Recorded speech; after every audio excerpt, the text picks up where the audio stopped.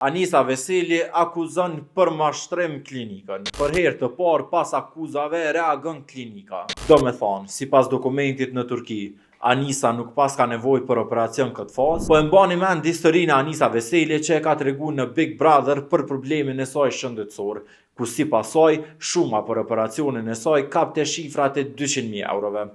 Gjatë kohës sa ajo ishte pjesë e Big Brother VIP Kosova, nga organizatorët e spektaklit ju është bërë e ditur se tashmë trajtimin e këtij problemi shëndetësor e ka të siguruar. Ish banorja Big Brother VIP Kosova, Anisa Veseli, së fundmi nxorri në pa disa deklarime që kënse është mashtruar nga klinika e cila kishte pranuar realizimin e një operimi për problemet shëndetësore që ajo pati me pjesën kurrizore të shpinës. Edhe pse shpesh herë ka dalë në intervista duke e falenderuar këtë klinikë, por pasi doli dhe kreu disa kontrolle, Anisa paralajmëroi se në fakt ajo mashtrua. Në lidhje me këtë, së fundmi pati edhe një reagim nga klinika në fjalë e cila është A+ Medical Solution.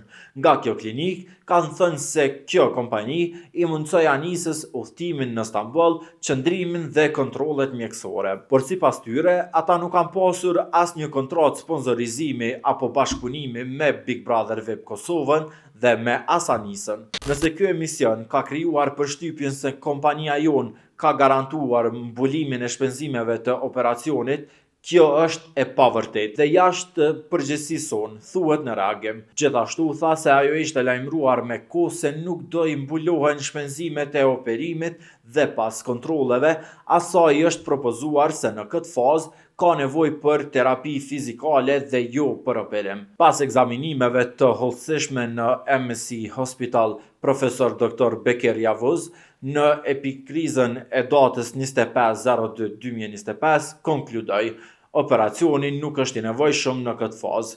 Rekomandohet terapi fizike, pilates, zumba dhe ushtrime të tjera dhe rivlerësim pas 6 muajsh. Anisa Veseli qysh në ditën e parë të takimit me agjensinë tonë ka qenë e sqaruar se nuk ka mbulim të shpenzimeve të operimit nga ana jonë.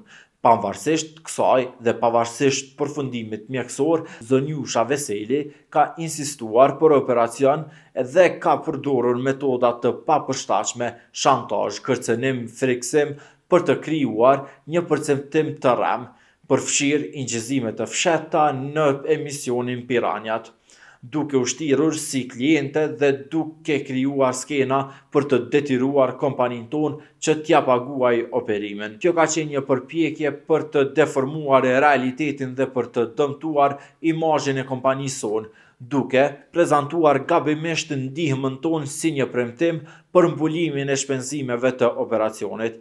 Këto ishin vetëm disa pika që cekën në reagimin e kësaj klinike. Me sa dim, Anisa këtë çështje e ka zhvilluar dhe e ka folur më shumë tek emisioni Piranjat që pritet të transmetohet qysh nesër.